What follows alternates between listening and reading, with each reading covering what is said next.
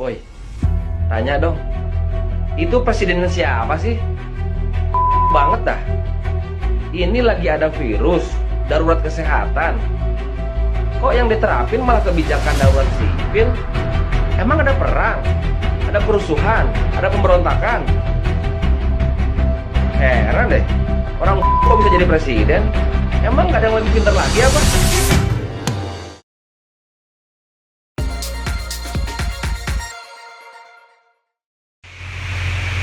Assalamualaikum warahmatullahi wabarakatuh.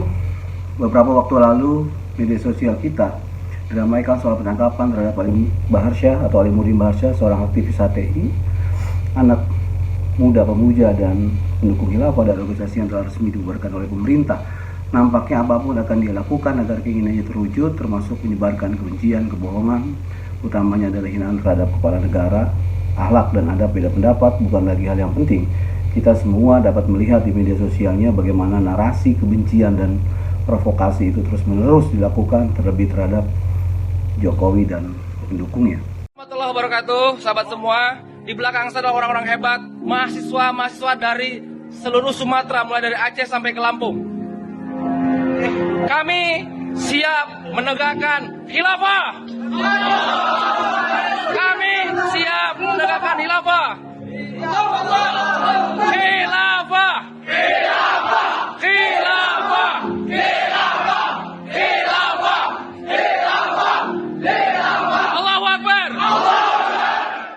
Video yang berdurasi 43 detik dan beredar viral 1 April 2020 lalu tentang dirinya saat itu dengan tagar "Goblok dah" nyata telah menimbulkan kegaduhan dan keonaran di tengah masyarakat. Kegaduhan yang disebabkan karena hinaan dan caci maki terhadap kepala negara, dan keonaran yang disebabkan karena menyebarkan berita bohong soal tuduhan pemberlakuan kebijakan darurat sipil, padahal sebagaimana kita ketahui pemerintah dengan tegas mengambil opsi PSBB atau pembatasan sosial berskala besar.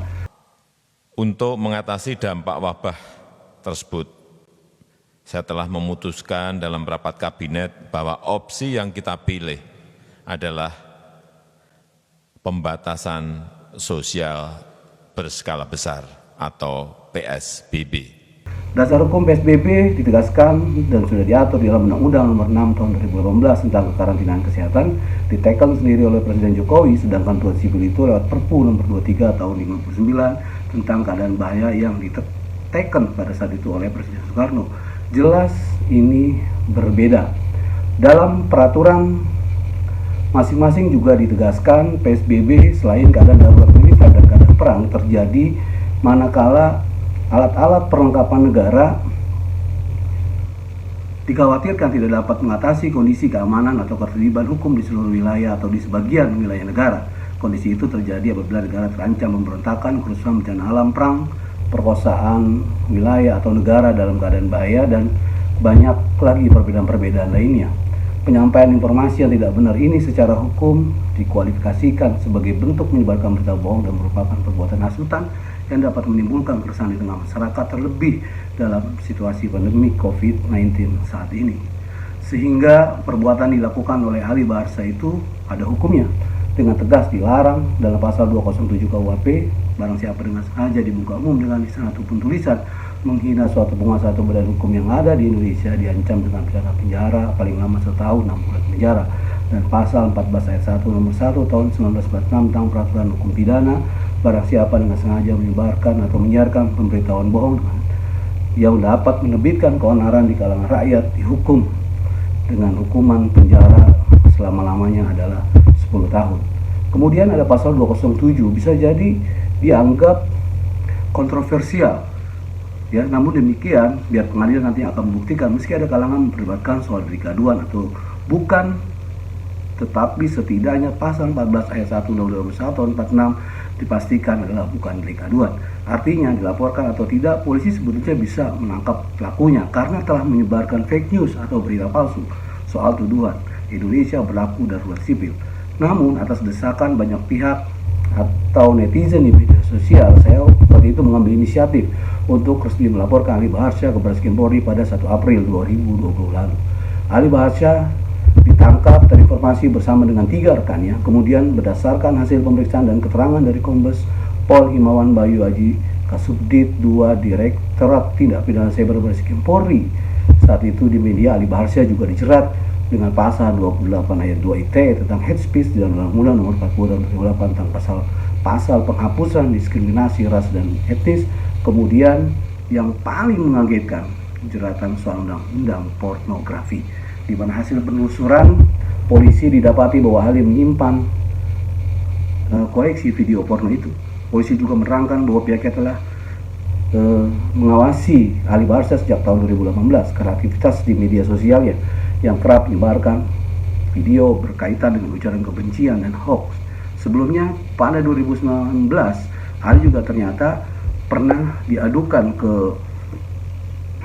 Polda Jawa Barat oleh seorang atas penghinaan terhadap Ketua PBNU Kiai Haji Agil Siraj.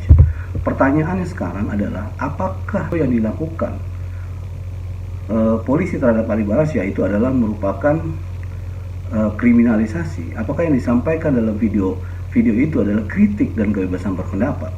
Jadi bukan kriminalisasi, ya, karena ada perbuatannya dan hukum yang kemudian melarang. Kalau tidak ada seolah-olah diada-adakan, apalagi misalnya semua pada akhirnya akan diberikan kesempatan di pengadilan untuk menggunakan haknya, termasuk hak penuntutan dan membela diri secara terbuka untuk umum di altar persidangan.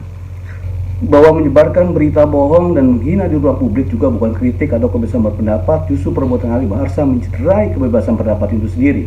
Kadang soal hukum jangan juga dengerin komentar dari politisi. Ada kepentingan kelompok di mana fitnah terkadang bisa menjadi kritik, caci maki kemudian disulap menjadi kebebasan berpendapat. Bahkan bencana alam saja bisa menjadi azab dan sebagainya. Katanya Ghazali, orang yang paling bahaya itu adalah orang bodoh yang so tahu. Dia tidak tahu kalau dia tidak tahu, sehingga dia merasa tahu padahal sebenarnya dia tidak tahu. Karena dia berfatwa dalam ketidaktahuannya, memvonis, menilai dan menjatuhkan orang lain dalam ketidaktahuannya. Dan hari ini banyak yang seperti itu, termasuk yang dilakukan oleh Ali Baharsyah. Seperti saya pernah bilang, apa bisa Anda menjayakan dan memenangkan Islam dengan perilaku yang tidak Islami atau menengkukan keyakinanmu dengan cara mencaci dan merendahkan orang lain? Jangan percaya sama orang yang kemudian bicara dengan syari-syari tapi akhlaknya rendah, karena untuk menjalankan syariat orang itu sebetulnya butuh akhlak. Barang siapa yang tidak punya akhlak berarti dia tidak bersyariat, tidak beriman, tidak bertauhid. Kalau ada orang-orang syari tapi akhlaknya rendah, maka dia adalah seorang penipu. Tidak mungkin syariat itu dijalankan dengan akhlak yang jelek. Kalau dipaksa begitu syariatnya pasti batal, gak ada nilainya. Kalau dia sholat hanya dapat capek, pas puasa cuma dapat lapar dan haus. Silakan kalau mau amal ma'ruf nahi munkar, tapi kalau jalannya tanpa akhlak ya bertentangan dengan syariat. Dan kalau bertentangan dengan syariat berarti kehilangan keimanan, berarti kehilangan juga tauhidnya. Level apapun ekspresi hidup kita didasarkan pada akhlak, termasuk dalam hal syariat dan mencari ilmu.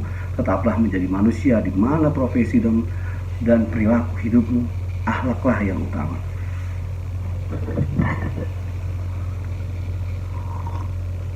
Salam jejak digital. Kita lawan berita bohong, kebencian yang merusak kedaulatan kita. Jangan pernah lelah merawat Indonesia.